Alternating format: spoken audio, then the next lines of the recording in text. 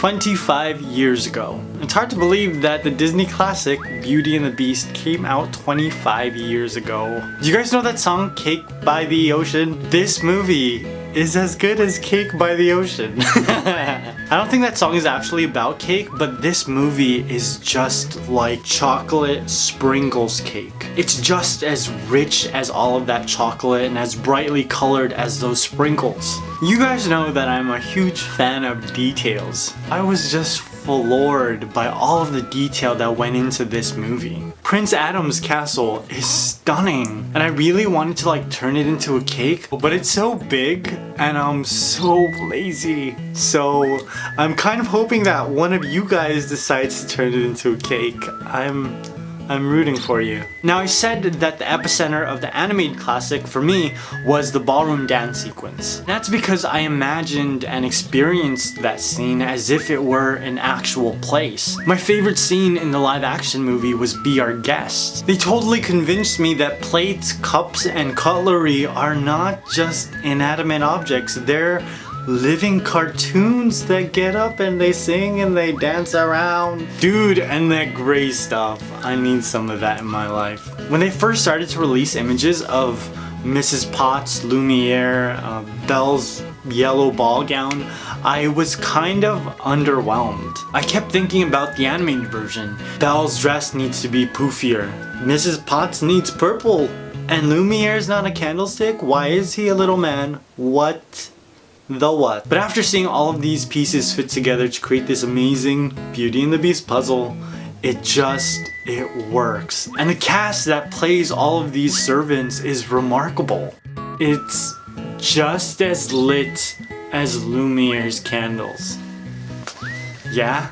Now, the CGI in this movie isn't perfect, and it's very apparent when you're watching The Beast, but I just love Dan Stevens. He's in one of my favorite shows at the moment called Legion, which is an X-Men movie. Oh my gosh, I'm a huge X-Men fan. Now, one of the questions I used to ask myself when I was younger was, could I fall in love with a buffalo-looking monster freak thing like the Beast?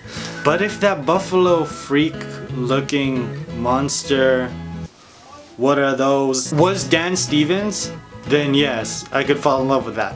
Now, when I think about the character Belle, I think about how much Emma Watson has to live up to. I think when you're animating Belle, or any character for that matter, everything is so exact. You know, the lift of the brow, the flick of the Disney princess wrist, the sense of wonder that rolls across her face when she's given that enormous library. Every emotion is drawn on so precisely. And to give a performance that exudes all of that precision is kind of outstanding.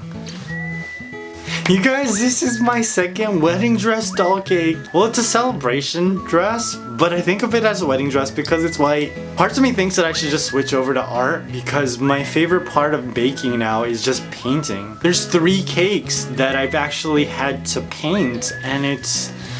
I just love it. You know, everything that Disney has created the past couple years has just given me life. Except Alice in Wonderland. What were you thinking with that movie?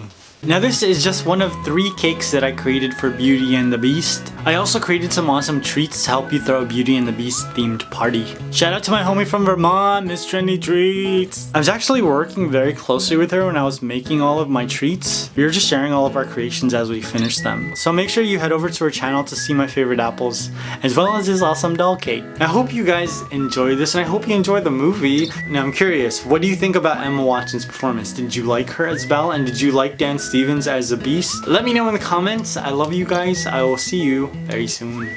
Bye.